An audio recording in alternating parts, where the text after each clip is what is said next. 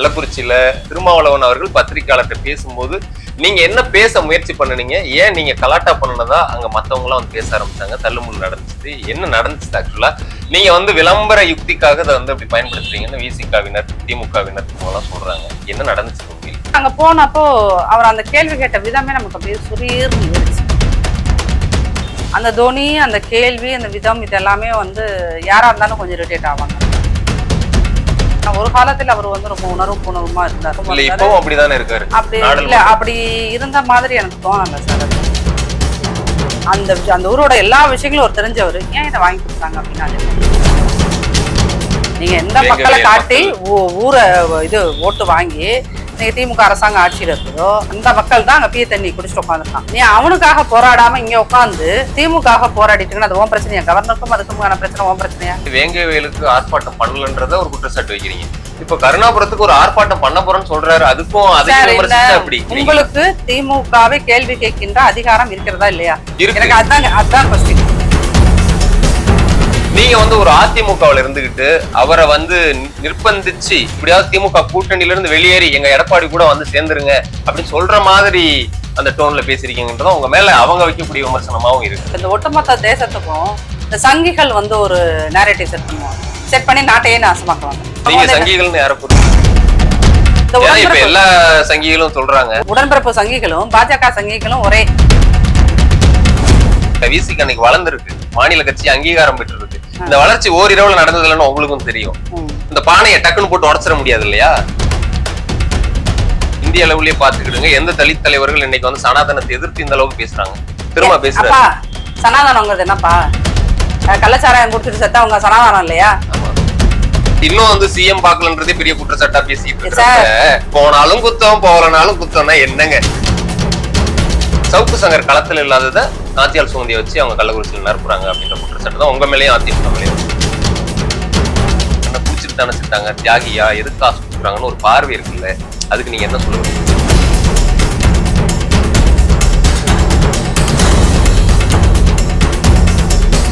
அநேகமா நான் இளையராஜாவை அடிச்சு செஞ்சிருப்பேன்னு நினைக்கிறேன்.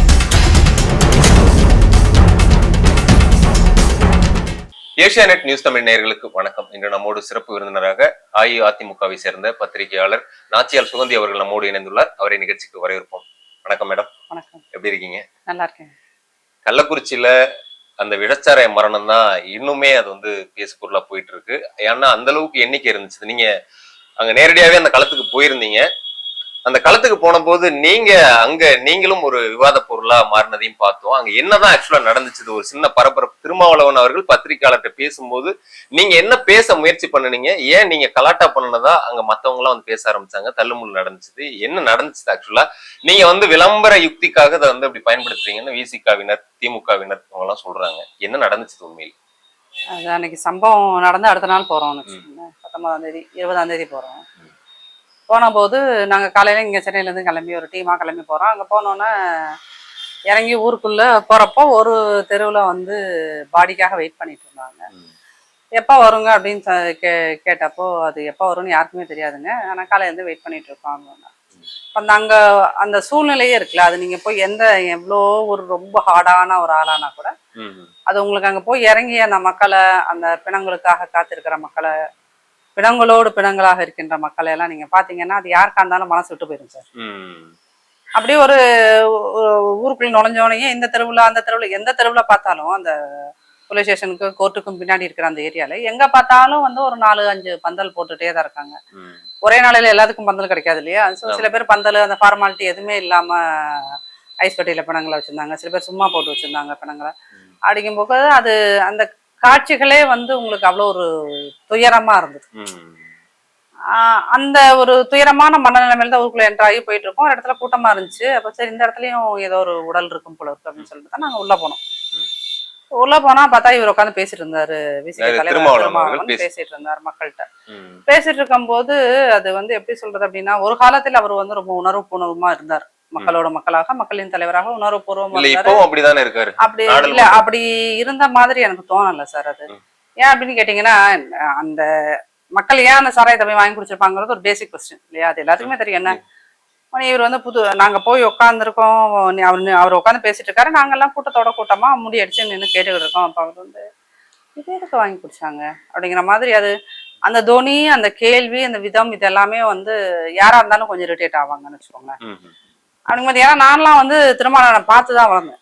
இன்னைக்கு இவ்வளவு பேசுறோம் போறோம் வரோம் அப்படின்னா, நான் 90களோட இறுதியில் பள்ளிகள்ல கல்லூரிகள் எல்லாம் படிச்சுட்டு இருந்தப்போ, அப்ப எல்லாம் இந்த அளவுக்கு யூடியூப் சேனல்ஸ் கிடையாது, வீடியோ கூட இவ்வளவு தூரம் ரெக்கார்ட் பண்ண மாட்டாங்க. அவர் அடங்க மறு அத்தை மருன்னு பேசுனது, அன்னைக்கு இவர் திமுக விமர்சனம் பண்ணியது, இவர் அதே காலகட்டத்தில் திமுக ஒருபோதும் இந்த சாராயம் சப்ளை பண்றதெல்லாம் நிப்பாட்டாது, ஏன்னா அவங்கள்ட்டயே தொழிற்சாலைகள் இருக்கு அப்படின்ல இவர் இந்த மாதிரி விஷயங்கள் எல்லாம் நாங்க அவர்கிட்ட இருந்து தான் கத்துக்கிட்டோம்னு வச்சுக்கோங்களேன். அவரோட ஒரு என்ன சொல்றது, அவரோட one of the best student எல்லாம் நானும் சொல்லலாம். அந்த மாதிரியான ஒரு இல்ல, என்னோட குடும்பத்தை சேர்ந்த பலர் வந்து விசிகே இயக்கத்துக்காக பல தியாகங்களை செய்தவர்கள் தான், அதனால இல்லைன்னு அவரே மறக்க மாட்டாரு. அதனால எனக்கு அந்த இயக்கத்தோட எப்போதுமே ஒரு எமோஷனல் கனெக்ட் இருக்கு. அங்க போன அது வந்து இந்த இப்ப 90கள்ல பிறந்து வந்திருக்காங்க இல்லையா, அவங்களுக்கு எல்லாம் அது தெரியாது, 2K கிட்ஸுக்கு சுத்தமா தெரியாது. அப்படிங்கும்போது அங்க போனப்போ அவர் அந்த கேள்வி கேட்ட விதமே நமக்கு அப்படியே சுரீர்னு ஏறிச்சு. நீங்க அப்ப பக்கத்துல இருந்தீங்களா? நான் கூட்டம் சார், அதாவது சின்ன வீடு, அதுக்குள்ள ஒரு 20 பேர் நின்னாலே பெரிய கூட்டமாய் தெரியும். அதுல நாங்க ஒரு 30-40 பேர் நிக்கிறோம். 40 பேருக்கு மேல வெளியே வந்து ஒரு பெரிய கூட்டம் இருக்கு. அந்த வீட்டுக்குள்ள இவ்வளவுதான் நிக்க முடியும். அப்படிங்கும்போது அவரு இந்த கேள்வி கேட்ட விதமே வந்து அவ்வளவு இரிட்டேட்டிங்கா இருந்துச்சு. ஏன் அப்படின்னு கேட்டீங்கன்னா, அவர் அந்த ஊர்ல தான் பொண்ணு எடுத்தவர். அவரோட அக்கா பையன் இறந்து போனாங்களா, அந்த அக்காவோட பையனுக்கு அந்த ஊர்ல தான் பொண்ணு எடுத்திருக்காரு, அந்த கருணாபுரத்துல தான்.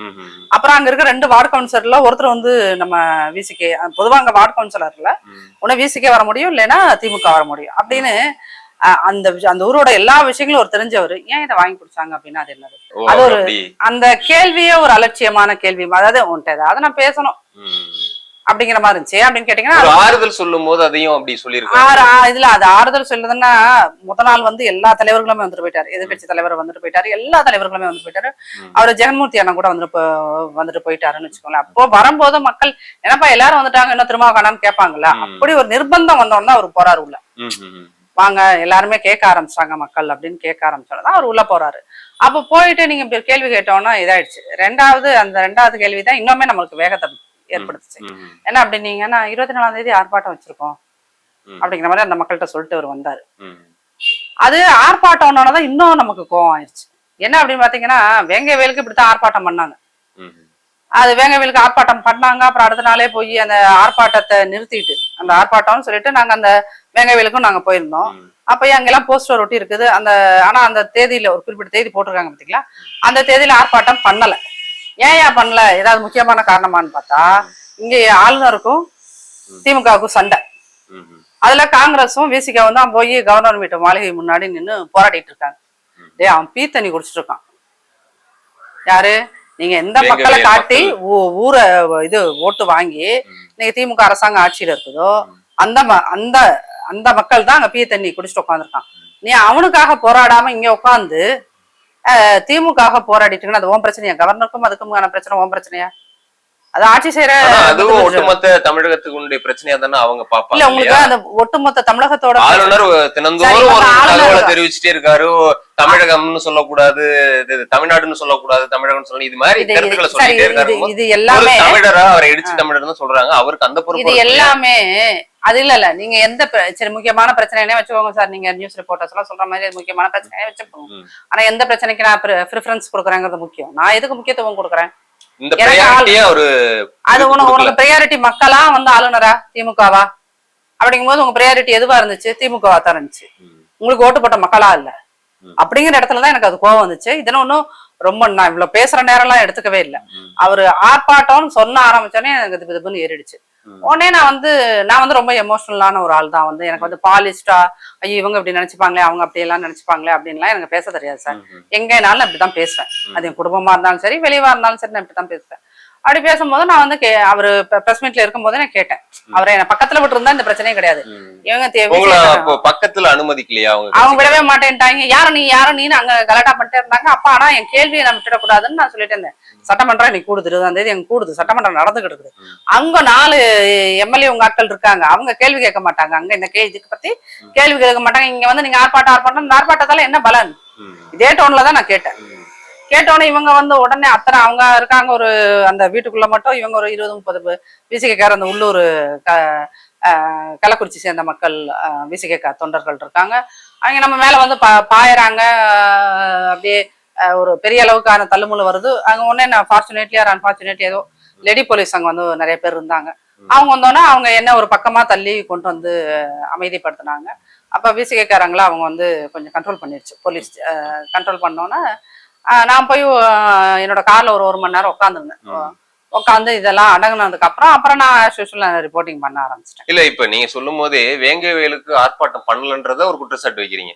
இப்ப கருணாபுரத்துக்கு ஒரு ஆர்ப்பாட்டம் பண்ண போறேன்னு சொல்றாரு. அதுக்கும் அப்படி இன்னைக்கு அவங்க வந்து ஆர்ப்பாட்டம் பண்றதுன்னா எப்பனா இவங்க வெறும் இயக்கமா மட்டும் இருந்தாங்களா, விசிக இயக்கமா மட்டும் இருந்துல. அப்ப நீங்க ஆர்ப்பாட்டம் பண்ணீங்கன்னா அது கவர்மெண்ட் கன்சிடர் பண்ணும். இன்னைக்கு நீங்க யார் இருக்கீங்க? நீங்க தான் கவர்மெண்டே. கூட்டணி அரசாங்கத்துல இருக்காங்க. கூட்டணித்துல அப்போ திமுகவோட கூட்டணியில இருக்காங்க அப்படின்னா நீங்க சொல்றது திமுக கேட்காம கேட்க கூடாதா? அந்த கெப்பாசிட்டி இருக்குதா இல்லையா? உங்களுக்கு திமுகவை கேள்வி கேட்கின்ற அதிகாரம் இருக்கிறதா இல்லையா? எனக்கு அதுதான் கொஸ்டின். நீங்க கூட்டணி கட்சியா இருங்க, இல்லாம போங்க. கேள்வி கேட்கிற உரிமையோ சொல்ல போனா அவருடைய பாணியில சொல்ல போனா தோழமை சுட்டுதல் கூட இருக்கலாம். தோழமை கூட்டணி இல்ல நான் சொல்றேன். அவர் ஒரு போன்லயே சொல்லிருக்கலாம். சிஎம் கூட கூப்பிட்டு பேசிருக்கலாம். இப்படி ஒண்ணு கருணாபுரத்தில் நடந்திருக்கூடாது பேசிருக்கலாம். அவருக்கு அந்த அக்கறை ஆர்ப்பாட்டம் கூட அன்னைக்கு அனுமதி அளிக்கல. காவல்துறை வந்து அன்னைக்கு அப்படி ஒரு பிரச்சனையோட தான் அன்னைக்கு வந்து அவங்க ஆர்ப்பாட்டத்தையும் பண்ணிருக்காங்க. நீங்க வந்து ஒரு அதிமுகவுல இருந்துகிட்டு அவரை வந்து நிர்பந்திச்சு திமுக விமர்சிச்சு எப்படியாவது திமுக கூட்டணியில இருந்து வெளியேறி எங்க எடப்பாடி கூட வந்து சேர்ந்துருங்க அப்படின்னு சொல்ற மாதிரி அந்த டோன்ல பேசிருக்கீங்கன்றதும் உங்க மேல அவங்க வைக்கக்கூடிய விமர்சனமாவும் இருக்குது. அதாவது இந்த தமிழ் நீங்க எல்லாம் படிக்கும் போதெல்லாம் அந்த கோனார் நோட்ஸ் ஒண்ணு இருக்கும் தெரியுமா? செய்யுள் இருக்கும். செய்யுளுக்கு கோனார் நோட்ஸ்ல அதுல ஒரு உரை. இப்ப நம்ம திருக்குறளை எடுத்துட்டா அந்த திருக்குறளுக்கு எத்தனை பேர் உரை எழுதியிருக்காங்க? கருணாநிதியில இருந்து எழுதியிருக்காங்க. ஒரு 5-6 பேர் எழுதியிருக்காங்க. அதுல ஆளாளுக்கு ஒரு கருத்து சொல்லுவாங்க.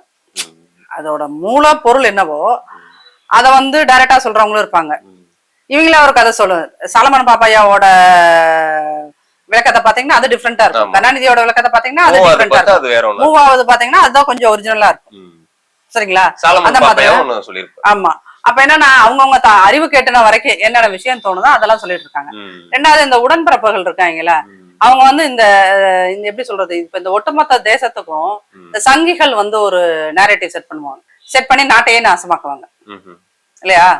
அந்த மாதிரி அவங்க அந்த சங்கிகளும் நான் சொல்றது பாஜக சங்கிகளும் இந்த எல்லா சங்கிகளும் சொல்றாங்க. உடன்பிறப்பு சங்கிகளும் பாஜக சங்கிகளும் ஒரே கேட்டகரி. அவங்களும் ஒரு பொய்யான ஒரு பாஜக சங்கிகள் ஒரு மாதிரி ஒரு நேரேட்டிவ் செட் பண்ணி நாட்டை நாசமா ஆக்குனாங்க. அந்த 10 வருஷமா. அடுத்த ஒரு 5 வருஷம் அவங்க ஆக்க முடியாது. ஏன்னா எதிர்கட்சிகளோட பலம் வந்து கூடி போயிடுச்சு. இவங்க அந்த மாதிரிதான். திமுக உடன்பிறப்புகள் என்னன்னா அந்த உடன்பிறப்புகள் அவங்க புதுசா ஒரு நேரேட்டிவ் செட் பண்ணுவாங்க. இப்ப இது இந்த கள்ளக்குறிச்சிக்கு போன இன்சிடென்ட்லயே பாத்தீங்கன்னா என்ன வந்து போலீஸ் ஏதோ அடிச்சு துரத்துன மாதிரி ஒரு 2-3 அது எங்க என்னை பத்தி அவதூறு எழுதினவங்க எல்லாம் நார்வேல இருக்காங்க, கனடால இருக்கிற உடன்பிறப்புகள் இப்படி எல்லாம் எழுத ஆரம்பிச்சாங்க. அப்புறம் நான் வந்து ஃபார்ச்சுனேட்லி எனக்கு தந்தி டிவி ஹெல்ப் பண்ணுச்சு. ஒரு கார்டு அப்ப போட்டிருந்தாங்க. உங்களை அடிச்சு விரட்டுனது உண்மையா இல்லையா? அடிச்சல என்ன எதுக்கு சார் அழிச்சு விடணும்? இல்ல அங்க வந்து அப்போ விசிகவினரே இருக்காங்க. அவர் தலைவருக்கு எதிராக அவங்களுடைய அண்ணனா இருந்தா கூட நீங்க கேள்வி எழுப்பும் போது அவங்களுக்கு கோபம் வருது, கலாட்டா தான் பண்ணுனீங்க அப்படின்னு அவங்க சொல்றாங்க. அங்கேயே அதுவும் பதிவாகுது. இல்ல அவங்கள பெண் போலீசார் தான் வந்து ப்ரொடெக்ட் பண்ணி கூப்பிட்டு வரதை நான் பாக்குறேன். இவங்க வந்து என்னன்னா அது அந்த ஃபிராக்ஷன் அந்த பெண் போலீஸ் எல்லாம் உடனே வரலன்னா அந்த இன்ஸ்பெக்டர் அது ஒரு அம்மா மேடம் அவங்களுக்கு ஹெல்ப் பண்ண ஒரு தேங்க்ஸ் சொல்லணும். ஏன்னா அவங்கதான் உடனே வந்து உள்ள வந்தாங்க. இல்லைன்னா என்ன இருக்குன்னா இவங்க கை வச்சிருப்பாங்க. அவ்வளவுதான், வேற என்ன பண்ண முடியும் சொல்லுங்க. ஆனா அது வந்து அது அப்படியே ஒரு அசம்பாவிதம் நடக்காத மாதிரி போலீஸ் அந்த இடத்துல ஒரு 7-8 பேர் இருந்தாங்க. அதுக்கப்புறம் ஒரு 10-15 பேர் லேடிஸ் வந்துட்டாங்க. லேடி போலீஸ் வந்ததுனால அவங்க என்ன ஒரு பத்திரமா சொல்லிட்டு இருந்தாங்க. அதுக்குள்ள எஸ்பி எல்லாம் வந்துட்டாரு. எஸ்பி எல்லாம் வந்தோன்னா அப்புறம் 2 பக்கமே அவர் அமைதிப்படுத்தி இது பண்ணிட்டாரு. அவர் தான் எஸ்பி தான் வந்து அவங்கள கூட்டிட்டு போங்க அப்படிங்கிற மாதிரி சொல்லி இது பண்ணான்னு வச்சுக்கோங்களேன். அந்த உடன்பிறப்புகள் வந்து ஒரு பொய்யான நேரேட்டிவ செட் பண்றாங்க. வந்து என்னையும் சாட்டை திருமகனையும் அடிச்சாங்க அப்படின்னு. அந்த சாட்டை திருமகனை யாரும் அடிக்கல. முகிலுக்கும் சாட்டை திருமகனுக்கு ஏதோ வந்து வாய்க்கா வரப்பு தகராறு ஏற்கனவே இருந்திருக்கு சார். அதனால வந்து ஃபர்ஸ்ட் சாட்டையை தான் என் குடும்பத்தை பத்தி நீ எப்படா தப்பா பேசுவேன்னு அவர் தான் புலையர்னு 2 அரைஞ்சாரு. அதுக்குள்ள பார்த்தா இவங்க வந்து ஒரு செட்டப் உடன்பிறப்புகள் வந்து ஒரு இது சாட்டையை அடித்து விட்டார்கள். சாட்டையை அடித்தவரே முகிலன் தான்ப்பா சாட்டையில அடி வாங்கிட்டு வந்தோம். அப்ப என்னன்னா இன்னைக்கு ஒருவேளை மீடியா எல்லாம் இல்லைன்னு வச்சுக்கோங்களேன். அப்ப நான் அதெல்லாம் தான் யோசிச்சேன். என்னன்னா மீடியா இல்லாத காலகட்டத்தில் வெறும் நியூஸ் பேப்பரை மட்டுமே நம்ம இருந்த காலத்துல இந்த திமுக காரங்க என்னென்னலாம் பொய் சொல்லியிருப்பாங்க, அந்த பொய்கள் எல்லாம் தான் இன்னைக்கு உலா வருதோ அப்படின்னு சொல்லிட்டு அந்த பொய்களின் அடிப்படையில தான் இவரை வந்து கருணாநிதியை முத்தமிழ் வித்தகர், முத்தமிழ வித்தவர் அப்படின்லாம் நம்ம வந்து பட்டம் சொல்லிட்டு இருக்கோம்னு வச்சுக்கோங்களேன். அப்ப இதுதான் அந்த இவங்க செட் பண்றாங்க அந்த பொய்யான நேரேட்டிவ். அது இன்னைக்கெல்லாம் வந்து மீடியா அதிகம் இருக்க காலகட்டத்துல அது சேலாகல, விற்பனை செய்ய முடியல இவங்களால. அப்புறமும் வந்து என்ன அப்படின்னீங்கன்னா இன்னைக்கு உண்மை உடனுக்குடன் எல்லாத்துக்கும் தெரிஞ்சிருது. நீங்க யூடியூப் மீடியா போய் சொன்னாலும் சரி, மீடியா போய் சொன்னாலும் வந்து செல்போன் எல்லார் கையிலயும் இருக்கு. நீங்க ஒரு எதிர்கட்சியில இருக்கீங்க, நீங்க அரசாங்கத்தை திமுக விமர்சனம் பண்றதெல்லாம் சரி, விசிகாவையும் இப்படி எல்லாம் நீங்க ஒரு இயக்கமா இருந்து ஆர்ப்பாட்டம் பண்ணா சரி, இப்போ ஒரு 4 எம்எல்ஏக்கள் வச்சிருக்கீங்க, 2 எம்பி வச்சிருக்கீங்க, திமுகவோட தோழமை கட்சியா இருக்கீங்க, கேள்விகள்ங்கன்னு சொல்றது எப்படி அதை ஒரு சரியா நான் பாக்குறேனோ அது போல நீங்க இன்னைக்கு வெறும் பத்திரிகையாளர் மட்டும் இல்ல, ஒரு அதிமுகவுல இருக்கீங்க.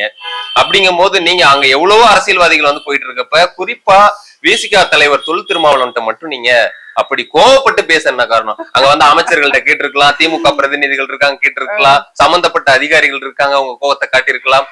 அப்போ வந்து இது எதற்காக திமுக கூட்டணியை விட்டு வெளியில வரணும் விசிகன்றதை விரும்புறீங்களா? சார் நான் வந்து அதிமுகல அவ்வளவு பெரிய இன்ஃபுளுன்ஷியலான பொசிஷன்ல நான் இன்னைக்கு இல்ல, சரிங்களா? அப்படிங்கும் போது இப்ப இதெல்லாம் ஒரு உள்நோக்கமா வச்சு கேக்குறேன்னு அந்த இதுலயும் இல்ல. நம்ம செஞ்சது ஒரு இம்பல்சிவ் அனிச்சையான செயல், டக்குன்னு அது அதனால அதுக்கு பின்னாடி இப்படி இருக்குமா அப்படி இருக்குமா அப்படின்னா இப்ப உங்க மீடியா வழியா அந்த கேள்விய ரைஸ் பண்ணிக்கிறேன்.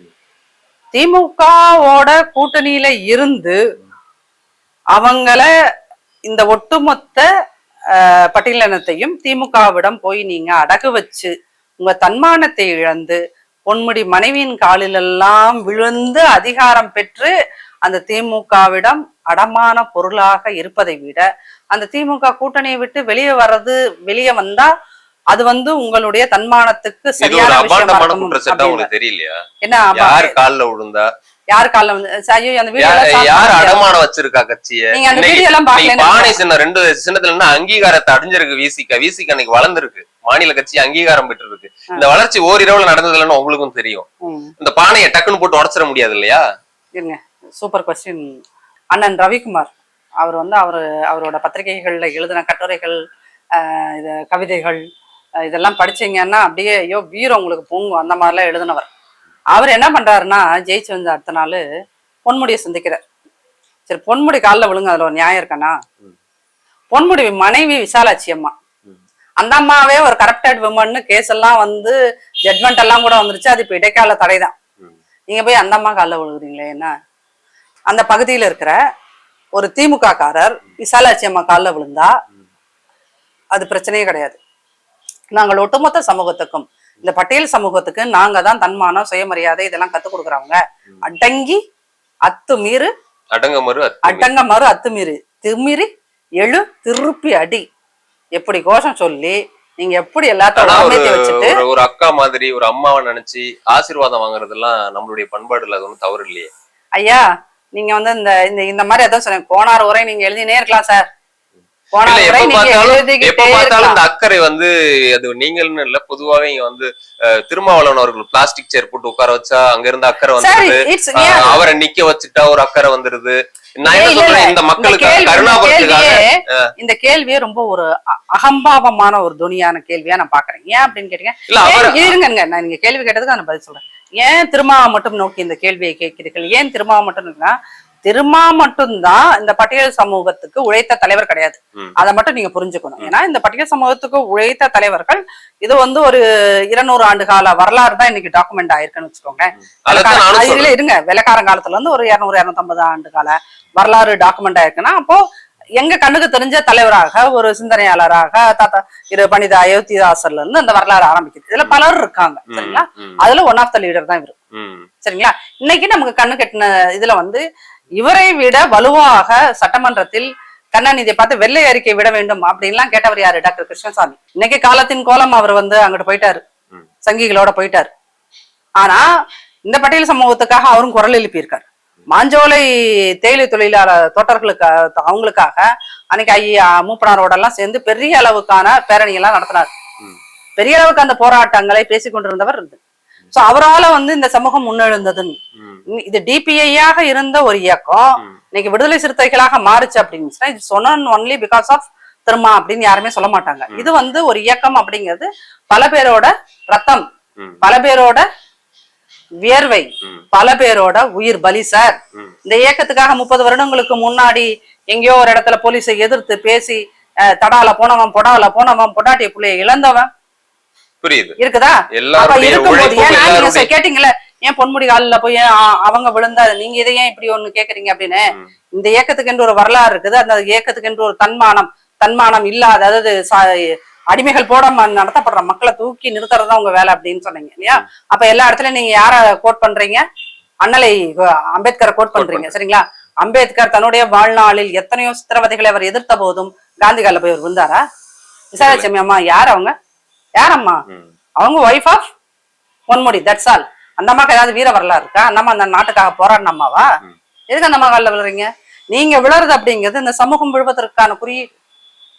அந்த இடத்துல நான் சொல்றேன் ஏன் நீங்க விழக்கூடாது. திரும்ப வந்து அது யாரு KKSSR முன்னாடி, அது யாரு இவர் முன்னாடி ராஜகண்ணப்பனா இருந்தாலும் சரி, அது MRK நீங்கள் உட்காருவது, திரும்ப உட்காருவதோ BCKல இருக்கிற இரண்டாம் கட்ட தலைவர்கள் அங்க யாரு இருக்காங்க தெரியல. திருமா என்பவர் அங்க உட்கார்றது அப்படிங்கிறது திருமாவை ஒட்டுமொத்த பட்டியலினத்தோட அடையாளமா பாக்குறாங்க. அவர் இன்னைக்கு வந்து இயக்கம் வந்து ஒரு ரெஜிஸ்டர் பார்ட்டி ஆனதுக்கு பிறகு நான் வந்து பொது தலைவர் அப்படிங்கிறாரு. அவரை வந்து எல்லா மக்களும் வந்து தலைவரா ஏத்திட்டு இருக்காங்க அப்படின்னு இல்லங்க சார். எழுச்சி தமிழர், அவர் தமிழின தலைவரா தான் இன்னைக்கு வந்து தமிழர் தலைவராக நீங்க மறுபடியும் பாருங்க, தவறு கிடையாது. ஆனா திரும்ப மட்டும்தான் இந்த வாதமே தவறு. நீங்க வந்து நீங்க பொது ஈரட்டத்துல கலந்த தலைவர் தானே சார். இந்த திமுகவோட நீங்க வந்து வீரமாக பேசக்கூடியவர் தானே. போய் பேசி இந்த சிதம்பரத்திலேயே என்னை இதுக்கு அன்னைக்கு ஐயா மூப்பனாரும் என்னைய 99 சிதம்பரத்துல தான் நிக்க வச்சாரு. இதுக்கு முன்னாடி நீங்க சிதம்பரத்துல தான் நிக்க வைக்கிறீங்க. இப்ப ஏன் தனி தொகுதியிலேயே நிக்க வைக்கிறீங்க? பெரம்பலூர் பொது தொகுதி முன்னாடி தனி தொகுதியா இருந்துச்சு, என்னை கொண்டு போய் ஏதோ ஒரு பொது தொகுதியில நிறுத்தி வைங்க. உங்களுக்கு அப்படி ஒரு முன் உதாரணமாக அம்மையார் ஜெயலலிதா வந்து தலித் எழில்மலையை கொண்டு போய் திருச்சியில நிக்க வச்சாங்க. ஒரு தலித்துன்னு பேரை வச்சிருக்க ஒரு தலித் எழில்மலைய அந்த ஐயாவை கொண்டு போய் திருச்சியில் நிக்க வச்சு ஜெயிச்சு காட்டினாங்க. அவர் வந்து மத்திய மந்திரி சபையில இடம் பிடிச்சாரா இல்லையா? ஏன் அந்த தில்லு இல்ல திமுகவுக்கு? அந்த தில்லு இல்ல திமுகவிடம் போய் இப்படி ஒரு கேள்வி கேட்பதற்கான தில்லு உங்களுக்கு இல்லையா? இருக்குதா இல்லையா சார்? இந்த கேள்விக்கு பதில் சொல்லிட்டு நீங்க அடுத்த கேள்விக்கு நகருங்க சார். தில்லு இருக்குதா இல்லையா? திருமாவுக்கு இருக்கு, தில்லு இருக்கு. அவருக்கு தில்லெல்லாம் இருக்கு. அரசியல்ல வீரம் மட்டுமே முக்கியம் கிடையாது. நீங்க முன்னாடியே கிருஷ்ணசாமி அவர்கள் என்ன பேசினாரு, இன்னைக்கு எங்க போய் நிக்கிறாரு சொல்லிருக்கீங்க. சோ ஒரு முறை எதிர்த்து பேசுறது மட்டும் அரசியல் கிடையாது. ஒரு வாக்கு அரசியல்ல வந்து நீங்க ஒரு வெற்றி பெற்று கட்சி அங்கீகாரம். இன்னைக்கு கிருஷ்ணசாமியுடைய கட்சி எங்க இருக்குது? விடுதலை சிறுத்தைகள் எங்க இருக்காங்க? இன்னைக்கு ஒட்டுமொத்த இந்தியாவிலே ஒரு தலித் இருக்கு சார். கிருஷ்ணசாமி வந்து ஒரு பர்டிகுலர் சமூகத்தோட தலைவராக பார்க்கப்பட்டார். அந்த பர்டிகுலரோட சமூகம் வந்து இன்னைக்கு 3-5% தான் இருக்குது. இன்னைக்கு திரும்ப எந்த சமூகத்தின் ஒரு தலைவராக பார்க்கப்படுகிறாரோ அந்த சமூகம் இன்னைக்கு 15-18% இருக்குது. சோ உங்களுக்கு எப்பயுமே நம்பர்ஸ் ரொம்ப பெருசு. இன்னைக்கு திமுகங்கிற கட்சி ஆட்சியில இருக்குதுன்னா இந்த வட மாவட்டத்தில் இருக்கின்ற பறையர்கள் போட்ட பிச்சையில தான் உட்காந்துருக்காங்க ஆட்சியில. அவங்க உட்காந்துருக்காங்க. அதே பறையர்கள் தான் அங்க பாதிக்கப்படுறோம். செத்தவன்ல 99.9% பறையர்கள். நீ போய் என்ன ஏதுன்னு கேள்வி கேட்க மாட்டேன், திமுகவும் கேள்வி கேட்க மாட்டான். அதனால நாங்க இப்ப SST கமிஷன்ல டெல்லியில வந்து மனு கொடுத்திருக்கோம். இது வந்து ஒரு குறிப்பிட்ட சமூகம் தனித்து நின்று ஒரு விஷயத்தை சாதிச்சிட முடியுமா? நீ இந்திய அளவுலயே பாத்துக்கிடுங்க. எந்த தலித் தலைவர்கள் இன்னைக்கு வந்து சனாதனத்தை எதிர்த்து இந்த அளவுக்கு பேசுறாங்க? திரும்ப பேசுறா சனாதனங்கிறது என்னப்பா? இப்ப செத்து போனவங்க செத்தது இப்ப வந்து கள்ளச்சாராயம் குடிச்சிட்டு செத்தவங்க சனாதானம் இல்லையா? அது சனாதானத்துல வராதா? அப்ப அந்த சனாதானத்துக்கு கேட்க மாட்டேன். இந்த வள்ளுவர் கோட்டத்துல போய் உட்காந்து ஒரு 100 பேரை வச்சு ஒரு ஆர்ப்பாட்டம் பண்ணி நீங்க அப்படியே திமுக உங்களுக்கு தைரியம் இருந்தா அந்த கொலைகளுக்கு நியாயம், அது ஒரு அரச கொலை, அது ஒரு அரசாங்க பயங்கரவாதம், அதை எதிர்த்து கேட்கறதுக்கு உங்களுக்கு அட்லீஸ்ட் ஐயா CBI விசாரணை ஏற்பாடு பண்ணுங்க ஐயா கேட்கறதுக்கு உங்களுக்கு தில் இருக்கா? எதுக்குமே நான் வாயை திறக்க மாட்டேன். அவன் பீத்தனி குடிச்சிட்டே அரசு இது வரைக்கும் 21 பேர் இது வரைக்கும் அரெஸ்ட் பண்ணிருக்காங்க. இன்னும் CBID விசாரணை போயிட்டு இருக்கு. இதுக்கு மெத்தனாலுக்கு பின்னாடி யாரு இருக்காங்க? மெத்தனால் ஒரு கட்டுக்கதை கட்டுறீங்க. பாண்டிச்சேரியில யாரோ ஒரு 19 வயசு பையன் வந்து அத மெத்தனால புடிச்சானு சார். இந்த திமுக நாடகத்திலேயே பிறந்து நாடகத்திலேயே வளர்ந்த கட்சி சார். போய் மெத்தனால் வித்தவன் எத்தனை வித்தவன் அவனை பண்றேன் இவனை பண்றேன்றீங்களா? இருங்க காய்ச்சினது யார்? கல்வராயன் மலையில காய்ச்சறவன் யார்? நல்ல கேள்வி. இதுக்கு ப்ரொடக்ஷன் யார் ப்ரொடியூஸ் பண்றான்? அந்த ப்ரொடியூஸ் பண்றவன் தான் பெரிய ஆளா இருக்க முடியும் இல்லையா? கண்டிப்பா. அந்த பெரிய ஆளுக்கு பின்னாடி இன்னைக்கு எல்லாருமே ஐயா ராமதாஸ்ல இருந்து, அன்புமணி ராமதாஸ்ல இருந்து, இதுக்கு முன்னாடி சவுக் சங்கர்ல இருந்து எல்லாருமே வந்து பகிரங்கமா குற்றம் சொல்றாங்க. இதுல வந்து இன்வால்வ்டு என்ன யாரு? உதயசூரியனும் வசந்த கார்த்திகேயன் 2 பேரை திருப்பி திருப்பி சொல்லிட்டு இருக்காங்க. உங்களால வந்து வசந்தம் கார்த்திகேயனை வந்து குற்றமற்றவன் என்று நிரூபிக்க முடியுமா? யாராவது வசந்தம் கார்த்திகேயன் மேல ஏதாவது இப்படி எல்லாம் குற்றச்சாட்டு பேசுறீங்க, உங்களை வந்து நாங்கள் அவதூறு வழக்கு போடுவோம். 1 கோடி ரூபாய் போட்டாச்சு, போட்டிருக்காங்க. இதுக்குதான் நீங்க பாமக ராமதாஸ் என்னத்துக்கு என்ன பண்ணுவீங்க நீங்க? ஒண்ணு நம்ம இப்ப ஏதோ கொஞ்சம் ஜனநாயகமா நீங்க மான நஷ்ட வழக்கு போட்டிருக்கீங்க, அது கோர்ட்ல போய் பாத்துக்கலாம். இதை வச்சு கஞ்சாவை வச்சிருக்கேன்னு சொல்லி போய் நாடகத்தை கிளப்பி கொண்டு போய் உள்ள வைப்பீங்க. கேவலமான தெரியும். ஆனா இந்த வழக்குல அதிமுக இருந்துட்டு நீங்க இப்படி பேசலாமா? ஏன்னா கண்ணுக்குட்டி மட்டுமே 22 வழக்கு 20 ஆண்டுகளுக்கு மேல வைக்கிறாரு. இந்த 20 ஆண்டுகளுக்குள்ள அதிமுகவுடைய ஆட்சி அங்க இருக்குது. அதிமுகவுடைய ஆட்சியிலேயே கள்ளச்சாராய மரணங்கள் நடக்குது. சொல்ல போனா கள்ளக்குறிச்சி எம்எல்ஏ செந்தில்குமார் தானே அவரு. ஆமா, அவரை பார்த்து நீங்க கேள்வி கேட்கல அப்படிங்கறது. அப்போ உங்க கட்சியே கேள்வி கேட்க மாட்டீங்க. ஆனா வந்து விசிக ஏன் போய் திமுகவுக்கு முட்டு கொடுக்குது, ஏன் இப்படி இருக்காங்க, ஏன் கட்சியை அடகு வச்சுட்டாங்க, இப்படி பேசும்போதுதான் உங்க மேல வந்து மத்தவங்களுக்கு சந்தேகம் வருது. அதாவது என்ன, இளையராஜா என்கின்ற பத்திரிகையாளர் செய்திகளை முழுமையாக பார்க்காமல் இங்க வந்து சுனாச்சாருக்கு வந்து கேள்வி கேட்டு இருக்காரு. நான் கூட இப்ப அவதூறு கிளப்பலாம் சரியா? இப்ப நீங்க செந்தில்குமார் எம்எல்ஏ மேல சொன்னீங்க இல்லையா? இதே செந்தில்குமார் எம்எல்ஏ இந்த வீணா போன அப்பாவு சபாநாயகர் கிட்ட கள்ளக்குறிச்சியில சாராய வைக்கிறாங்க ஐயா, அதை வந்து இங்க சட்டசபையில விவாதிக்கணும் அப்படின்னு சொல்லிட்டு ஒரு சிறப்பு கவன ஈர்ப்பு தீர்மானத்துக்காக நோட்டீஸ் கொடுத்தா அவர் அதை வந்து பத்தி டிஸ்கஸ் பண்ணாம அதுக்கான பெர்மிஷனே கொடுக்காம போன கூட்டத்தொடர்லயே இது பண்ணாரு.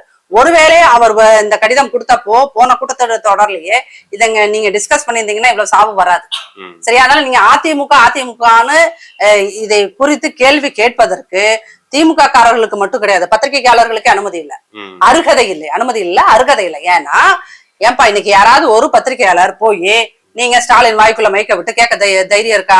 ஏன்பா அவங்கதான் அதிமுக காரர் செந்தில்குமார், அவர் போறாரு அங்க வந்து சபாநாயகர் லெட்டர் ஒவ்வொரு ஊடகமும் இதை வந்து வெளியிட்டு தான் இருக்கு.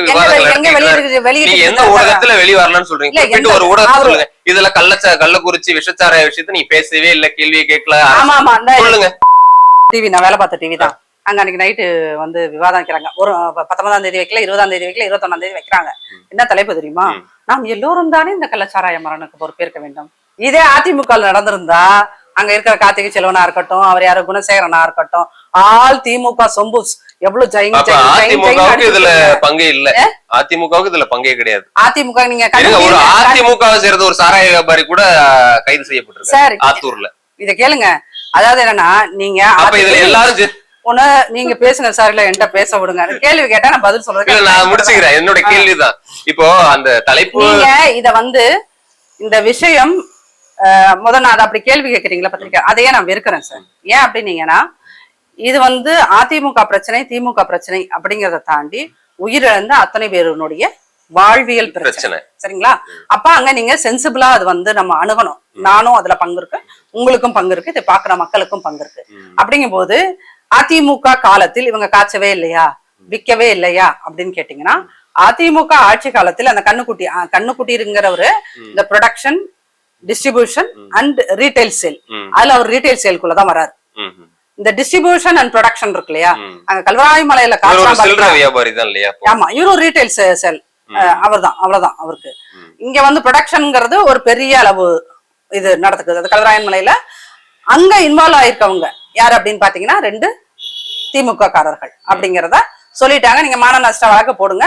அது எப்படியா இருந்தாலும் நீங்க மக்கள் வந்து நீங்க அங்க போய் கேட்டா இந்த வசந்தம் கார்த்திகேயன் நீங்க ஒண்ணுமே வேண்டாம், இந்த பிரச்சனை எல்லாம் நடந்ததுக்கு பிறகு இவர் எதுக்கு கலெக்டர் முன்னாடி நின்று உட்காந்துக்கிட்டு இப்படி இப்படி இப்படின்னு எதுக்கு நாடகம் போட்டுக்கிட்டு இருக்காரு? இதுல இருந்து அவரோட பாடி லாங்குவேஜே அவர் இதுல எவ்வளவு தூரம் இன்வால்வ்டா இருக்காங்க சரிங்களா? நீங்க வந்து அதாவது பாமகங்கிற கட்சி அவங்களும் அரசியல்ல இருந்துட்டு இருக்காங்கல்ல, திமுகவோடய இருப்பாங்க, அதிமுக இருக்காங்க, பாஜகலையும் இருக்காங்கல்ல கூட்டணி, அவங்களுக்கு தெரியும் சரியா? அங்க பாலு இந்த மாதிரி என்னது திமுக இந்த மாதிரி காட்டுற மிரட்டல் உருட்டல் எல்லாம் தைரியமா எதிர்கொள்கின்ற ஆள் தான். அவர் அதை நிரூபிச்சிருவார். அப்ப இங்க வந்து என்னன்னா அந்த ப்ரொடக்ஷன் யூனிட் அவன் இத்தனை வருஷம் நடத்துறான், அவனை யாராலையுமே உங்களால கண்ட்ரோல் பண்ண முடியல. தென் இதை வந்து என்டையர் 5 டிஸ்ட்ரிக்ட்டுக்கு அது சப்ளை ஆகுது. திருவண்ணாமலை, விழுப்புரம், கள்ளக்குறிச்சி, இந்த பக்கம் செங்கல்பட்டு, அந்த பக்கம் வேலூர், 5 டிஸ்ட்ரிக்ட்டுக்கு சப்ளை ஆகுது. இப்ப இந்த 5 டிஸ்ட்ரிக்ட் சப்ளை ஆகுது அப்படின்னு சொன்னா இந்த 5 டிஸ்ட்ரிக்ட்ல இருக்கின்ற ministers why EV Velu is going to Kallakurichi immediately, ஏன் உடனே ஓடுறாரு? அவரு பக்கத்து அவரு ஊர்ல பக்கத்து ஊரு ஒரு அமைச்சரா இருக்காரு. அவ்வளவுதான். இல்லன்னா நீங்க என்ன சொல்லுவீங்க, போய் பாக்கல, இவ்வளவு பெரிய சம்பவம் நடக்குது, இன்னும் வந்து சிஎம் பாக்கலன்றதே பெரிய குற்றச்சாட்டா பேசிட்டு இருக்காங்க. ஒரு அமைச்சரும் போகல அப்படின்னா என்னெல்லாம் சொல்லுவீங்க? போனாலும் குத்தம், போகலனாலும் குத்தம்னா என்னங்க? அநேகமா நான் இளையராஜாவை அடிச்சுட்டு எந்திரிப்பேன்னு நினைக்கிறேன். சவுக்கு சங்கர் களத்துல இல்லாதத நாத்தியால் சுமந்தியை வச்சு அவங்க கள்ளக்குறிச்சியில் நிரப்புறாங்க அப்படின்ற குற்றச்சாட்டு தான் உங்க மேலேயும் அதிமுக மேலேயும். யாரெல்லாம் உங்களை மிரட்டுனாங்க முதல்ல போன்ல? அது ரெண்டாவது இனிமேல் சொன்னாலும் வச்சுக்கோங்க, இப்பதான் கொஞ்சம் அடங்கிருக்காங்க, அப்புறம் யாரு மிரட்டாங்கன்னா அப்புறம் திருப்பி ஆரம்பிப்பாங்கன்னு. நீங்க எதுவும் அது கம்ப்ளைண்ட் எல்லாம் பண்ணல? சைபர் காவல்துறை கிட்ட சைபர். ஐயோ, என்ன ஒரு நம்பிக்கையான கேள்வி இளையராஜா. நான் போய் கம்ப்ளைண்ட் கொடுத்தோன்னு அடுத்த செகண்ட் வந்து இது பண்ண. இன்னொரு பக்கம் வந்தா கள்ளக்குறிச்சி கள்ளச்சாராயம் குடிச்சிட்டு செத்தா நான் கூட சம்பாரிச்சிடலான்றதா இருக்குல்ல, வேற வேற மாதிரி ஒரு பகடியா எழுதுறாங்க. அதை எப்படி பாக்குறீங்க? இந்த 3 வருஷத்துல திமுக ஆட்சி கேட்ட முதல் நாள்ல இருந்து இன்ன வரைக்கும் இந்த தமிழ்நாட்டுல எழுத்தாளர்கள்னு ஒரு சமூகம் இருக்குல்ல, அது ஆல்மோஸ்ட் டைட்.